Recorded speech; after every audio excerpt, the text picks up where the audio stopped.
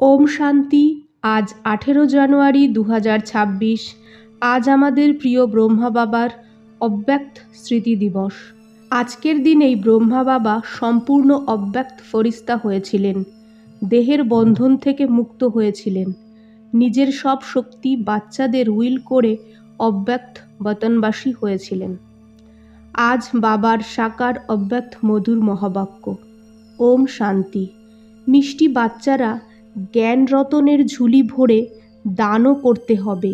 যত অন্যদের রাস্তা বলবো তত আশীর্বাদ পাবো। ওম শান্তি। মিষ্টি বাচ্চাদের এটা পাক্কা মনে রাখতে হবে যে শিব বাবা আমাদের পড়ায়। শিব বাবা পতিত পাবন আর সদ্গতি দাতাও। সদ্গতি মানে স্বর্গের রাজত্ব দেয়। বাবা কত মিষ্টি, কত ভালোবাসে বাচ্চাদের, তাই বসে পড়ায়। বাবা দাদার দ্বারা আমাদের পড়ায়। বাবা কোনো কষ্ট আমাদের দেয় না, শুধু বলে আমাকে মনে করো আর চক্করকে মনে করো। বাবার ইয়াদে মন যেন একদম শীতল হয়ে যায়। এক বাবাকে মনে করা যেন আমাদের সব সময় চিন্তায় থাকে, কারণ বাবার থেকে বর্ষা কত বেশি পাওয়া যায়। নিজেকে দেখো যে বাবার সাথে আমার কতটা ভালোবাসা আছে, কতটা আমাদের মধ্যে দৈবী গুণ আছে। কারণ তোমরা বাচ্চারা এখন কাঁটা থেকে ফুল হচ্ছ। যতটা যোগে থাকবে ততটা কাঁটা থেকে ফুল শতপ্রধান হতে থাকবে। ফুল হয়ে যাবে তো এখানে থাকতে পারবে না। ফুলের বাগিচা হলোই স্বর্গে। যে অনেককে কাঁটা থেকে মুক্ত বানায় তাকেই সত্যিকারের সুগন্ধি ফুল বলা হয়। ও কখনো কাউকে কাঁটা লাগাবে না। ক্রোধ বড় কাঁটা, অনেককে দুঃখ দেয়। এখন তোমরা বাচ্চারা কাঁটার দুনিয়া থেকে কিনারায় এসে গেছো। তোমরা আছো সঙ্গমে।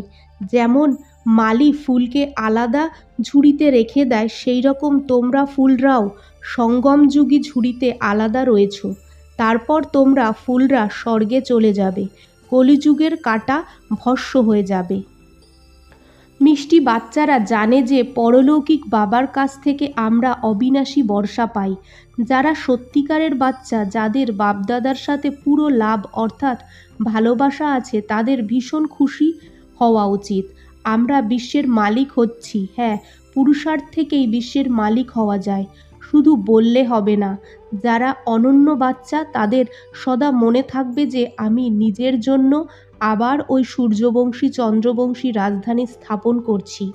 বাবা বলে, মিষ্টি বাচ্চারা, যত তুমি অন্যের কল্যাণ করবে তত তুমি উঁচু পথ পাবে। জ্ঞান সাগর তোমাকে রত্নের থালা ভরে ভরে দিয়েছে। এই রত্নের দান করে তোমরা সবার প্রিয় হয়ে যাবে। সেন্সিবল বাচ্চারা বলবে, আমি বাবার থেকে পুরো বর্ষা নেব। বাবার সাথে ভীষণ ভালোবাসা থাকবে, কারণ জানে যে প্রাণ দেওয়ার মতো বাবা পেয়েছি। বাবা আমাদের নলেজের বরদান এমন দেয় যে আমরা কি থেকে কি হয়ে যাই, ইনসলভেন্ট থেকে সলভেন্ট হয়ে যাই। এত ভাণ্ডার ভরপুর করে দেয়। যত বাবাকে মনে করবে তত ভালোবাসা থাকবে, টান থাকবে। সুই পরিষ্কার থাকলে চুম্বকের দিকে চলে যায়, তাই না? বাবার ইয়াদের জং পরিষ্কার হয়ে যাবে। এক বাবা ছাড়া আর কাউকে যেন মনে না পড়ে। বাবা বোঝায় যে বাচ্চারা এখন সময় নষ্ট করো না, সদর্শন চক্রধারী হও, লাইট হাউস হও। সদর্শন চক্রধারী হওয়ার প্র্যাকটিস ভালো হয়ে যাবে তো তোমরা জ্ঞানের সাগর হয়ে যাবে। যেমন স্টুডেন্ট পড়ে টিচার হয়ে যায়, তেমন তোমরাও সবাইকে সুদর্শন চক্রধারী বানাও, তখন চক্রবর্তী রাজারানী হয়ে যাবে। এই জন্য বাবা সদা বাচ্চাদের জিজ্ঞাসা করে, সদর্শন চক্রধারী হয়ে বসেছো? বাবাও সদর্শন চক্রধারী, তাই না? বাবা এসেছে মিষ্টি বাচ্চাদের নিয়ে যেতে। বাবা বলে, তোমরা বাচ্চারা ছাড়া আমিও বেআরামে থাকি। যখন সময় হয় তখন বেআরামি হয়ে যায়। ব্যাস, এখন আমি আসি। বাচ্চারা অনেক ডাকে, অনেক দুঃখী হয়ে পড়ে। এখন তোমরা বাচ্চারা ঘরে চলো, তারপর ওখান থেকে সুখধামে চলে যাবে। ওখানে আমি তোমাদের সাথী হব না। নিজের অবস্থা অনুসারে তোমাদের আত্মারা চলে যাবে। যত তোমরা বাচ্চারা বাবার ইয়াদে থাকবে তত অন্যদের বোঝানোর সফল হবে। তোমাদের বলা বেশি হওয়া উচিত নয়। আত্ম অভিমানী হয়ে অল্প বোঝালেও তীর লাগবে। বাবা বলে যে বাচ্চা যা হয়ে গেছে তা হয়ে গেছে, এখন প্রথমে নিজেকে পাল্টাও। নিজে বাবাকে মনে করব না আর অন্যকে বলবো মনে করতে থাকো, এটা ঠকানো হয়ে যাবে। এই ঠকানো চলবে না, নিজের মনে অবশ্যই এটা কষ্ট দিতে থাকবে। বাবার সাথে পুরো ভালোবাসা নেই তাই শ্রীমতে চলে না। বেহাদের বাবার মতো শিক্ষা তো আর কেউ দিতে পারে না। বাবা বলে যে মিষ্টি বাচ্চারা, এই পুরনো দুনিয়াকে এখন ভুলে যাও। এই দুনিয়াকে তো ভুলে যেতেই হবে, বুদ্ধি শান্তিধাম আর সুখধামে লাগাও। বাবাকে মনে করতে করতে বাবার কাছে চলে যেতে হবে। পতিত আত্মারা তো যেতে পারবে না, ওটা হলোই পাবন আত্মাদের ঘর। এই শরীর 5 তত্ত্ব দিয়ে তৈরি, তো 5 তত্ত্ব এখানে থাকার জন্য টানতে থাকে, কারণ আত্মা যেন এই প্রপার্টি নিয়ে নিয়েছে। এই জন্য শরীরে মমত্ব এসে গেছে। এখন এই শরীর থেকে মমত্ব শেষ করে নিজের ঘরে যেতে হবে। ওখানে তো এই 5 তত্ত্ব নেই। সত্যযুগে শরীর যোগবলের দ্বারা তৈরি হয়, শতপ্রধান প্রকৃতি হবে, দুঃখ হবে না। এটা খুব বোঝার ব্যাপার। এখানে 5 তত্ত্ব শরীরকে টেনে রাখে, তাই মন শরীর ছাড়তে চায় না। কিন্তু আমাদের তো খুশি হওয়া উচিত। আমরা পাবন হয়ে শরীর এমনভাবে ছাড়ব যেন মাখন থেকে চুল। শরীর থেকে সব জিনিস থেকে মমত্ব একদম শেষ করে দিতে হবে। এর সাথে আমাদের কোনো কানেকশন নেই। ব্যাস, আমরা যাই বাবার কাছে। এই দুনিয়া থেকে নিজের ব্যাগ লাগেজ তৈরি করে প্রথমেই পাঠিয়ে দিয়েছি। সাথে তো নিয়ে যাওয়া যাবে না, শুধু আত্মারাই যাবে বাবার সাথে। শরীরকেও এখানে ছেড়ে দিতে হবে। বাবা নতুন শরীরের সাক্ষাৎকার করিয়ে দিয়েছে।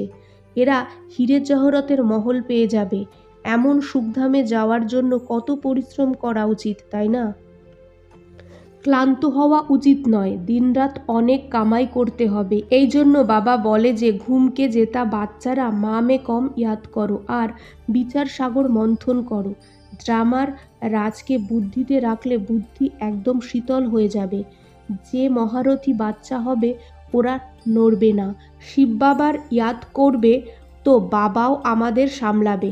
বাবা আমাদের দুঃখ থেকে ছাড়িয়ে শান্তির দান দেয়। তোমাদেরও শান্তির দান দিতে হবে। তোমাদের বেহাদের শান্তি অর্থাৎ যোগবল অন্যদেরও একদম শান্ত করে দেবে। তোমরা বাবার ইয়াদে থেকে তারপর দেখো যে এই আত্মা আমাদের কুলের না অন্য কুলের। যদি আমাদের কুলের হয় তাহলে একদম শান্ত হয়ে যাবে। যে এই কুলের হবে তাদেরই এই জ্ঞানের রস থাকবে। বাচ্চারা মনে করে তো বাবাও ভালোবাসে, আত্মাকেই ভালোবাসে। এটাও জানে যে যে খুব ভক্তি করেছিল ওই বেশি পড়বে। এদের চেহারা দেখে বোঝা যায় যে বাবার সাথে কত ভালোবাসা আছে। আত্মা বাবাকে দেখে, বাবা আমাদের পড়াচ্ছে। বাবাও বোঝে যে আমরা এত ছোট বিন্দু আত্মাকেই পড়াই। আগে গিয়ে তোমরাই মূল অবস্থা হয়ে যাবে। ভাববে যে আমরা ভাই ভাইকে পড়াচ্ছি। চেহারা বোনের হলেও দৃষ্টি শুধু আত্মাতেই যেন যায়, শরীরে দৃষ্টি যেন একদম না যায়। এতে অনেক পরিশ্রম করতে হবে। এটা অনেক বোঝার কথা। এটা খুব উঁচু পড়া। ওজন করো তো এই পড়ার দিকে ওজন ভারী হয়ে যাবে। আচ্ছা বাচ্চাদের গুড মর্নিং। আজকের অব্যক্ত মধুর মহাবাক্য। মহাবীর বাচ্চাদের সংগঠনের বিশেষতা হলো একরস একটিক স্থিতি। এই অব্যক্ত মধুর মহাবাক্য অব্যক্ত বাপদাদা 9 ডিসেম্বর 1975-এ শুনিয়েছিলেন। মহাবীর অর্থাৎ বিশেষ আত্মা। এমন মহাবীর বিশেষ আত্মাদের সংগঠনের বিশেষতা বর্তমান সময়ে এটাই হওয়া উচিত যে একই সময়ে সবার একরস একটিক স্থিতি হয়, অর্থাৎ যত সময় যেই স্থিতিতে থাকতে চায় তত সময় ওই স্থিতিতে সংগঠিত রূপে স্থিত হয়ে যায়। সংগঠিত রূপে সবার সংকল্প যেন এক হয়। যতক্ষণ সংগঠনের এই প্র্যাকটিস হবে না ততক্ষণ সিদ্ধি হবে না। সংগঠনে এমন অর্ডার হতে হবে যে 5 মিনিটের জন্য ব্যর্থ সংকল্প একদম শেষ করে, অর্থাৎ বীজরূপ পাওয়ারফুল স্থিতিতে একরস স্থিত হয়ে যাও। তো এমন অভ্যাস আছে? এমন নয় যে কেউ মনন করছে, কেউ রুহুরিহান করছে আর কেউ অব্যক্ত স্থিতিতে আছে। অর্ডার হলো বীজরূপ হওয়ার, আর আছে রুহুরিহানে। তো অর্ডার তো মানা হলো না, তাই না? এই অভ্যাস তখন হবে যখন প্রথমে ব্যর্থ সংকল্পের সমাপ্তি হবে। হালচাল হয় ব্যর্থ সংকল্পের জন্য। এই ব্যর্থ সংকল্পের সমাপ্তির জন্য নিজের সংগঠনকে শক্তিশালী একমত বানানোর জন্য কোন শক্তি চাই? এর জন্য এক তো ফেথ অর্থাৎ বিশ্বাস, 2 সামানে কি শক্তি চাই। সংগঠনকে জুড়ে রাখার সুতো হলো ফেথ অর্থাৎ বিশ্বাস। কেউ যদি কিছু করে, ভুলও যদি কিছু করে, সংগঠনের জন্য, নিজের সংস্কারের জন্য বা সময়ের জন্য যা করেছে এরও নিশ্চয়ই কোনো ভালো অর্থ হবে। সংগঠিত রূপে যেখানে সার্ভিস হয় সেখানে সবার সংস্কারও রেহেমদিল দৃষ্টিতে দেখা উচিত। সংগঠনকে সামনে না রেখে এর জন্য নিশ্চয়ই কোনো কল্যাণ হবে, একে সাথে নিয়ে চললেই কল্যাণ হবে। এই রকম বিশ্বাস যখন সংগঠনে একে অন্যের প্রতি হবে তখনই সফলতা হতে পারে। প্রথমেই ব্যর্থ সংকল্প চালালে চলবে না। যেমন কেউ নিজের ভুল বুঝতে পারে কিন্তু সেটা কখনো ছড়াবে না। অন্য কেউ ছড়াবে তো অবশ্যই খারাপ লাগবে। এই রকম অন্যের ভুলকে নিজের ভুল ভেবে ছড়ানো উচিত নয়। ব্যর্থ সংকল্প চালানো উচিত নয়। এরকম একে অপরের প্রতি ফেথ থাকুক। স্নেহের শক্তি দ্বারা ঠিক করে দাও। যেমন লৌকিকেও ঘরের কথা বাইরে যায় না, না হলে ঘরের ক্ষতি হয়। তো সংগঠনে সাথী যা কিছু করছে তাতে অবশ্যই কোনো রহস্য হবে। যদি ভুলও করে তাহলেও পরিবর্তন করে দেওয়া উচিত। সংগঠনে সংগঠিত রূপে বিশেষ যোগের প্রোগ্রাম চলতে থাকলে বিনাশ জোয়ালাতেও পাখা লাগবে। যোগ অগ্নি থেকে বিনাশের অগ্নিও জ্বলবে। আচ্ছা, ওম শান্তি। আজকের বাপদাদার মধুর বরদান। ব্যক্তে থেকে অব্যক্ত ফরিস্তা রূপের সাক্ষাৎকার করানো বাচ্চারা সাদা বস্ত্রধারী আর সাদা লাইটধারী ভব। যেমন এখন চারিদিকে এই আওয়াজ ছড়িয়ে পড়ে যে এই সাদা বস্ত্রধারী কে, কোথা থেকে এসেছে। এরকম এখন চারিদিকে ফরিস্তা রূপের সাক্ষাৎকার করাও, একেই বলা হয় ডবল সেবার রূপ। যেমন মেঘ চারিদিকে ছড়িয়ে পড়ে তেমন চারিদিকে ফরিস্তা রূপে ছড়িয়ে পড়ো। যেদিকে তাকায় যেন সেদিকেই ফরিস্তা দেখতে পায়। কিন্তু এটা তখনই হবে যখন শরীর থেকে ডিট্যাচ হয়ে অন্তবাহক শরীর দিয়ে চক্কর লাগানোর অভ্যাস থাকবে। মনসা পাওয়ারফুল হবে।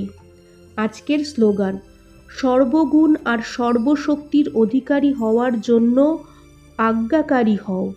ওম শান্তি।